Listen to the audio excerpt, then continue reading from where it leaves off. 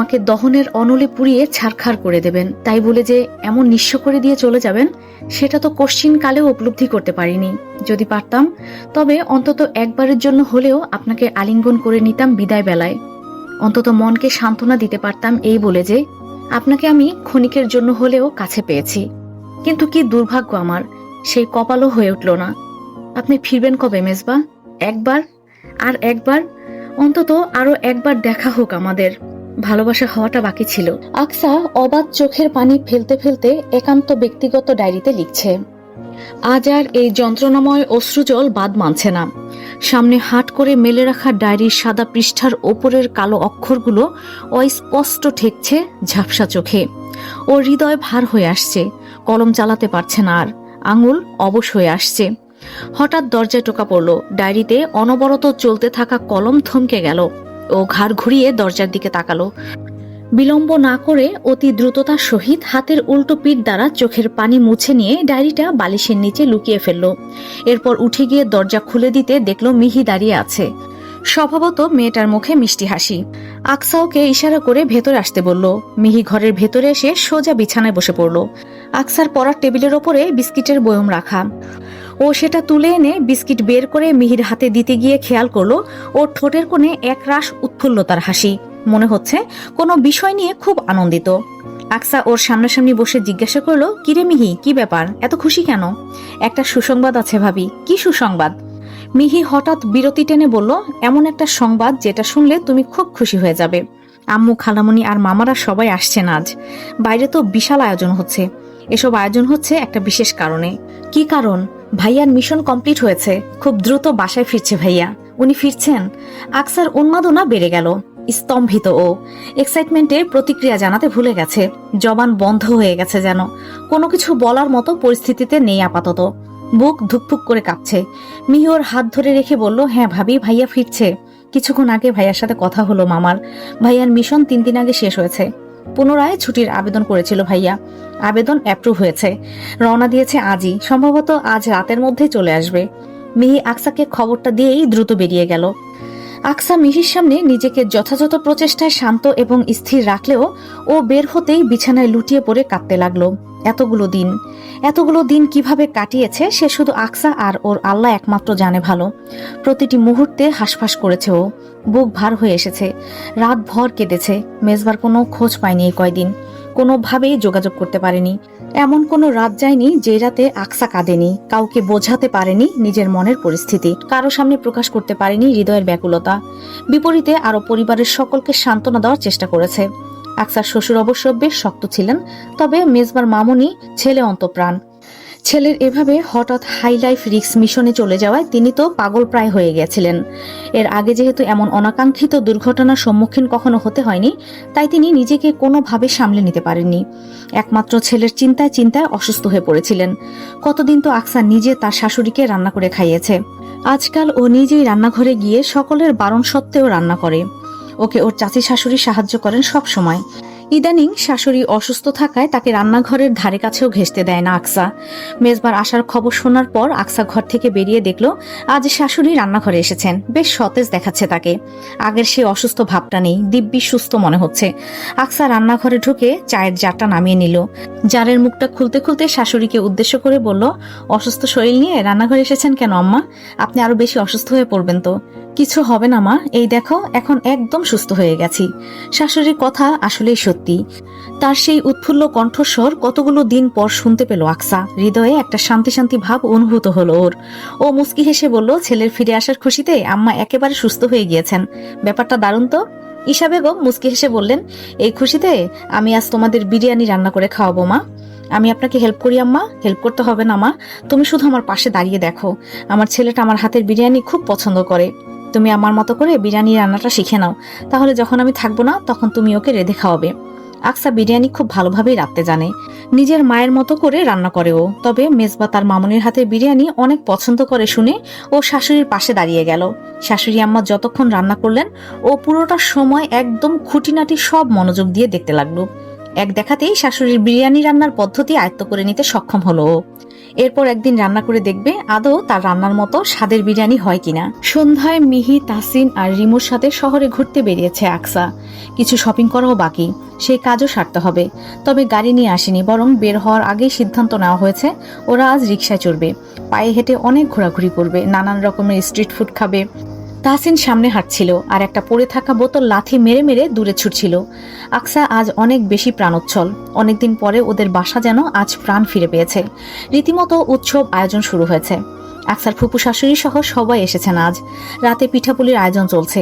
আকসারা বাসা থেকে বের হওয়ার সময় দেখে এসেছে শাশুড়ি, চাচি শাশুড়ি, ফুপু শাশুড়ি আর জেমিয়াপু সহ সবাই রান্নাঘরে। সেখানে গল্পগুজব হচ্ছিল। জেমিয়াপুও আকসাদের সাথে আসতেন, তবে বাবুর জন্য আসতে পারেননি তিনি। আকসা হঠাৎ একটা ফুচকার দোকান দেখে দাঁড়িয়ে গেল। ফুচকাওয়ালাকে বলল, কাকা বেশি বেশি নাগামরিচ দিয়ে 4টা ফুচকা দেন। তাসিন ফুচকা পছন্দ করে না, ও তো দৌড়ি দিচ্ছিল বেশি নাগার কথা শুনে। আকসা ওকে জোরপূর্বক ধরে বেঁধে রেখেছে ফুচকা খাওয়ানোর জন্য। মিহি আর রিমু কিছুক্ষণ যাবতই ফুসুর ফাসুর করছে। সম্ভবত মিহির প্রেমিকের বিষয় নিয়ে কথাবার্তাও হচ্ছে ওদের মধ্যে। আকসাও গিয়ে ওদের দলে ভিড়ল। ফুচকা আসতেই হামলে পড়লো ওরা। আকসা ফুচকা খাচ্ছিল পেছনে দাঁড়িয়ে। হঠাৎ রাস্তার বিপরীত দিকে চোখ যেতে বেশ অবাক হলো ও। ফুচকা একটা মুখে পুড়তেই যাচ্ছিল, সেটা হাতেই রয়ে গেল, মুখ অবধি আর গেল না। আকসা অবাক কণ্ঠে সামনে দাঁড়ানো ছেলেটাকে উদ্দেশ্য করে বলল, দোস্ত তুই এখানে এতদিন পরে? ফায়াজ মৃদু হাসলো। আকসা ওকে চিনতে পেরেছে, এটা ভেবে স্বস্তির নিঃশ্বাস ফেললো ও। আর একটু সামনে এগিয়ে এসে বলল, এই তো নিউ মার্কেটের একটা শপে এসেছিলাম জরুরি কাজে। তোর কি খবর এখানে যে? আকসা টিস্যু নিয়ে মুখ মুছতে মুছতে বলল, এই তো ভালোই, শপিং এ এসেছিলাম আর কি। ভাবতে পারিনি এতদিন পরে তোর সাথে আবার দেখা হয়ে যাবে। তুই না দেশের বাইরে গিয়েছিলি? যেতে চেয়েছিলাম, তবে যাওয়া হয়নি। আইএলস করেছিলি না এসএসসির পর? হ্যাঁ করেছিলাম, স্কোর 8 এসেছিল, তবে দেশের বাইরে আর যাওয়া হয়ে ওঠেনি। এর মধ্যে আব্বু মারা গেলেন। দেশে তার বিজনেস ছিল কতগুলো, সেগুলোই সামলাচ্ছি এখন। আর একটা প্রাইভেট ইউনিভার্সিটিতে বিবিএ পড়ছি। তোর পড়াশোনার কি খবর? আমার তো ভালোই চলছে। রাজশাহী বিশ্ববিদ্যালয়ে চান্স পেলাম, এখন সেখানে পড়াশোনা করছি, এই আর কি। চল কোথাও বসি, ওই যে টঙের দোকান। আকসাই ফায়াজকে চায়ের অফার করলো। উচ্ছ্বসিত হয়ে দূরে একটা টঙের দোকান দেখিয়ে সেখানে গিয়ে বসলো। আকসা যাওয়ার আগে মিহিকে বলল, আমার একটা কলেজ লাইফের ফ্রেন্ডের সাথে দেখা হয়েছে, তোমরা আশেপাশে ঘুরে আসো, আমি ওর সাথে একটু কথা বলে আসি। কথা বলা শেষ হলে আমি তোমাকে কল দেব।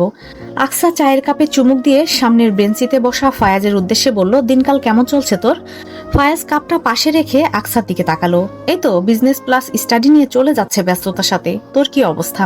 আকসা মৃদু হেসে জবাব দিল, ভালোই। বিয়ে শাদী করে ঘর সংসার করছি আর পাশাপাশি পড়াশোনা। বিয়ে শাদী মানে? তোর বিয়ে হয়ে গেছে কবে? বলিসনি তো।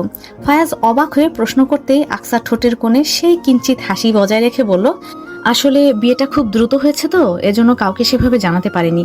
আর তোকে জানাবো কি, তোর তো কোনো খোঁজ খবরই নেই। হোয়াটসঅ্যাপে মেসেজ দিয়েছিলাম, কিন্তু মেসেজ সেন্ডই হয়নি। অ্যাকচুয়ালি আব্বু মারা যাবার পরে একটু আপসেট ছিলাম, তাই আগে সব সিম আর সোশ্যাল মিডিয়া অ্যাকাউন্ট অফ করে দিয়েছিলাম। কারোর সাথে কন্ট্যাক্ট করা হয়নি অনেক দিন। তোকে দেখে তো বুঝতেই পারিনি যে তোর বিয়ে হয়ে গেছে। চুড়ি আর নাকফুল পরিসনি যে? আরে এ যুগে কোনো মেয়ে কি চুড়ি আর নাকফুল পরে ঘুরে নাকি? বিয়ে হয়েছে তাতে কি, আমি আগের মতোই চলাফেরা করি। এছাড়াও আমার শ্বশুরবাড়ির মানুষরা সবাই খুব ভালো, তারা আমাকে এসব পড়তে জোরাজোরি করে না, আমাকে পূর্ণ স্বাধীনতা দিয়েছেন। তোর হাজবেন্ড কি করেন? উনি সেনা কর্মকর্তা, মেজর মেজবা ইফতেখার। তাহলে তুই কি আর্মি অফিসারের ওয়াইফ? হ্যাঁ। আকসা মৃদু হেসে জবাব দিয়ে হাত ঘড়িতে সময় দেখে। হঠাৎ ওর খেয়াল হয় বেশি দেরি হয়ে গেছে। ও দ্রুত উঠে বলে, আমাকে ফিরতে হবে ফায়াজ, অলরেডি লেট হয়ে গেছে। আজ আবার আমার হাজবেন্ড বাসায় ফিরবেন, তারা আছে বেশ, তোর সাথে না হয় আরেকদিন কথা হবে। ফায়াজ আকসার কাছ থেকে ওর নাম্বারটা নিয়ে নিল। আকসা বিল দিতে চাইলেও ফায়াজ ওকে চায়ের বিল দিতে দিল না, জোরপূর্বক নিজে বিল দিয়ে দিল। ফায়াজের কাছ থেকে বিদায় নিয়ে মিহিকে ফোন দিয়ে আইসক্রিম শপের সামনে আসতে বলল আকসা। বাইরে থেকে ফেরার পর আকসার শাশুড়ি আকসাকে ডেকে পাশে এনে বসিয়েছেন।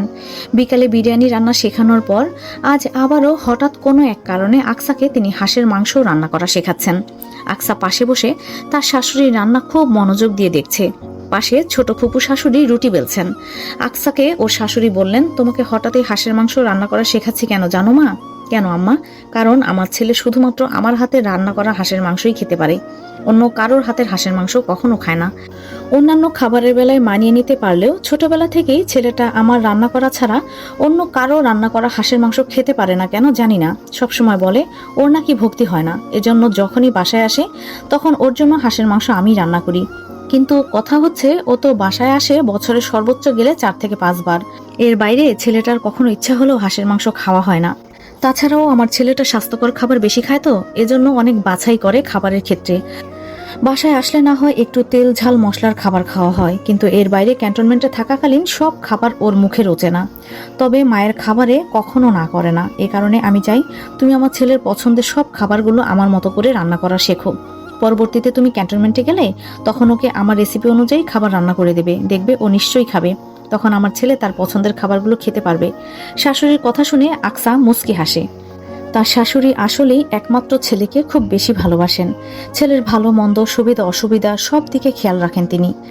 একমাত্র ছেলে বলে কথা, হওয়ারই তো কথা। ফুপু শাশুড়ি পাশ থেকে বললেন, বোমা রান্নাটা দেখে নিয়ে ঘরে গিয়ে তৈরি হয়ে নাও। আকসা একটা ধূসর রঙের ফ্লোরাল কাতান শাড়ি পরেছে, খুবই সাধারণ একটা শাড়ি, গৃহিণীদের নিত্য পরিধানের জন্য যথোপযুক্ত। আকসা সচরাচর চোখে কাজল পরে না। আজও কাজল পরতে গিয়ে থেমে গেল এই দ্বিধাদ্বন্দ্বে যে মেজবা যদি পছন্দ না করে। তার পছন্দ অপছন্দ সম্পর্কে ও তো খুব বেশি জানে না। আকসা কাজল দিল না, একেবারে কোনো সাজগোজ করলো না, কানে দুলও পড়লো না। শাশুড়ি শাড়ি পরতে বলেছেন বলেই তার কথা রাখার খাতিরেই শুধু শাড়িটা পরে ঘরের বাইরে এলো ও। ঈশা বেগম তখন সবে মাত্র ভাপা পিঠা ভাপে বসিয়েছেন।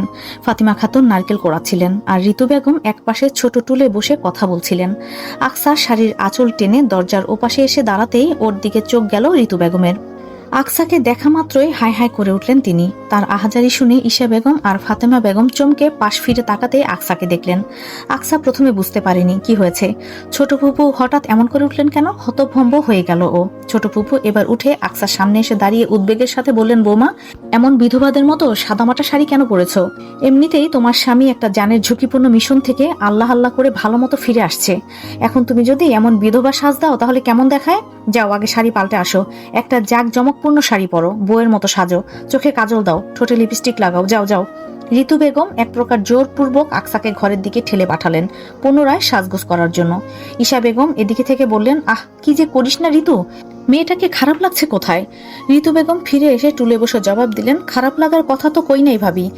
আমাদের পোলা এতদিন পর আবার বাড়ি ফিরছে, সেখানে বউয়ের এমন সাজ মানায়? লোকে কি বলবে? লোকের কথা এত ধরতে নেই ঋতু। ফাতিমা খাতুন কথাটা বলতেই ঋতু বেগম আবারও বাধা দিয়ে বললেন, কিছু বলো না তো ছোট ভাবি, এমনিতেই সাজগোজ না করলে খারাপ দেখায়। আমাদের পোলাটা এসে বউকে সেজেগুজে থাকতে দেখলে খুশি তো হইব। ফাতেমা খাতুন কিছু একটা বলতে যাচ্ছিলেন, ঈশা বেগম চোখের ইশারায় থামিয়ে দিলেন। ভাইয়া এসে গেছে, রিমু তাহসিন বাইরে আয় তোরা জলদি। আকসা তখন হাতে বালা পড়ছিল। মিহির চেঁচামেচি শুনে একটা বালা রেখেই দৌড়ে ব্যালকনিতে চলে গেল ও। ওদের ঘরের ব্যালকনি থেকে নিচে তাকালেই গেটের অংশটুকু ভালোভাবে দেখা যায়। আকসা রেলিং ধরে নিচের দিকে তাকালো। ওর চোখ মুখে প্রচন্ড উচ্ছন্নতা, অতি ব্যাকুল চোখ জোড়া মেজবাকেই খুঁজছে। কিছু সময়ের ব্যবধানে আকসার চোখ গেল গেটের ভেতরের লম্বা বারান্দার দিকে। মেজবা দাঁড়িয়ে আছে, হাতে একটা লাগেজ, কালো রঙের শার্ট পরিহিত, শার্টে চশমাটা আটকানো। কেচি গেট খুলে সামনে পরিবারের সবাই দাঁড়িয়ে আছে। ঈশা বেগম ছেলেকে জড়িয়ে ধরে কাঁদছেন। ফাতিমা খাতুন বড় জায়ের পাশে দাঁড়িয়ে। আকসার দৃষ্টি মেজবার ওপরেই আটকে রইল। এক ধ্যানে দেখতে লাগলো ওকে। আচানক মেজবা মুখ উঠিয়ে ব্যালকনির দিকে তাকালো। যেখানে আকসা দাঁড়িয়েছিল ঠিক সেখানে দৃষ্টি ফেলল। আকসা হকচকিয়ে উঠল। মেজবা বোধ হয় ওকে আবছা আধারে ব্যালকনির আধো আলোতে ঠিকমতো দেখতে পায়নি, এমন একটা ধারণা নিয়ে ও দ্রুত সরে গেল সেখান থেকে। ব্যালকনির পাশ থেকে সরে এসে দেয়ালে পিঠ ঠেকিয়ে শক্ত হয়ে দাঁড়িয়ে রইল। জোরে জোরে শ্বাস নিতে লাগলো ও। বুক এখনো ধুকপুক করছে। মেজবার সেই শান্ত চাহনি ভোলা একেবারেই অসম্ভব। আকসার চোখের সামনে স্পষ্ট ভাসছে মেজবা কিভাবে ওর দিকে তাকিয়েছিল। আকসা আবসা আধারে তখনও সেখানেই দাঁড়িয়ে। বাইরে রাতের আকাশে আজ তারাদের সংখ্যা যেন একটু বেশি। হয়তো বিশেষ কোনো উপলক্ষে তাদের এই অধিক সংখ্যক উদীয়মানতা, কিন্তু বিশেষ উপলক্ষটা ঠিক কি সেটা ধরতে পারল না আকসা। তবে ও মুগ্ধ চোখে বাসন্তী পূর্ণিমার জলজলে গোলাকার চাঁদ আর তার আশেপাশের বসন্তের ফুলের ন্যায় অবস্থান করতে থাকা তারাগুলোকে দেখতে ব্যস্ত হলো। হঠাৎ আকসার ডাক পড়লো বাইরে থেকে, চাচি শাশুড়ির গলা। তার ডাক শুনে ও দ্রুত শাড়ির আঁচল টেনে ঘরের বাইরে বেরিয়ে আসলো। ছোট চাচি দরজার বাইরে দাঁড়িয়েছিলেন। আকসাকে দেখে তাড়াহুড়ে বলছেন, মেজবা তো চলে এসেছে বৌমা, তুমি বাইরে এলে না যে? তোমাকে বড় আপা ডাকছেন, জলদি ড্রয়িং রুমে এসো। জি চাচি, আসছি। ছোট চাচি দ্রুত চলে গেলেন, বোধহয় কাজের তাড়া আছে তার। এদিকে বারান্দার ওপাশে ড্রয়িং রুম থেকে ননদ দেবর আর শ্বশুর চাচা শ্বশুরদের কথাবার্তা ও হই হুল্লোড়ের শব্দ কানে ভেসে আসলো আকসার। ও একবার ড্রয়িং রুমের দিকে পা বাড়াতে গিয়েও থমকে গেল। হঠাৎ অজানা কারণে অস্বস্তি হতে লাগলো ওর। দোটানায় পড়লো, যাবে কি যাবে না ঠিক বুঝতে পারলো না। বারান্দায় পায়চারি করতে লাগলো অনবরত। শেষমেশ নানান দোটানার মাঝে আকসা বারান্দা থেকে সামনে এগিয়ে ড্রয়িং রুমে প্রবেশের খোলা দরজার থামের পাশে অর্ধেক আড়াল হয়ে দাঁড়িয়ে ড্রয়িং রুমের ভেতরে চোখ রাখলো। সবাই হাস্য রসে ব্যস্ত, কথাবার্তা বলছেন তারা। ড্রয়িং রুমে ওর শ্বশুর, চাচা শ্বশুর, মামা শ্বশুর, মামি, ছোট ফুপু আর জেমি আপু সহ ননদ দেবররা সবাই বসে আছে। পৃথিবীর সবচেয়ে সুন্দর দৃশ্য বোধহয় এটাই, যখন পরিবারের সবাই একসাথে বসে হাস্যমুখে কথাবার্তা বলেন। আকসা দরজার পাশে দাঁড়িয়ে এক দৃষ্টিতে দেখছিল, সবাই কথাবার্তা বলতে ব্যস্ত। আর তার উপরে বারান্দায় আবছা অন্ধকার ছিল বলে ওকে কেউ খেয়াল করেনি। মেজবা তার আব্বুর পাশে বসে কথা বলছে তার সাথে। হঠাৎ ঠোঁটের কোণে এক চিলতে হাসি, শার্টের বোতাম ওপরে সবগুলো আটকানো। আকসা একটা বিষয় বেশ ভালোভাবে খেয়াল করেছে। মেজবা অন্য সময় শার্টের ওপরের বোতাম খুলে রাখলেও বাবা চাচাদের সামনে সব সময় আটকে রাখে। ভদ্রলোক বলে কথা। মেজবাকে আপাদমস্তক অবলোকন করতে লাগলো আকসা। আচমকা মেজবার চোখের দিকে তাকাতেই উপলব্ধি করলো বাবার সাথে কথা বলাকালীনও মেজবা আকসার দিকে সরাসরি তাকিয়ে আছে। ব্যাপারটা টের পাওয়া মাত্র চমকে সরে এলো সেখান থেকে। মেজবার প্রতিক্রিয়া দেখা গেল না। একই রকম স্বাভাবিক ভঙ্গিতে ওর আব্বুর সাথে কথা বলতে লাগলো।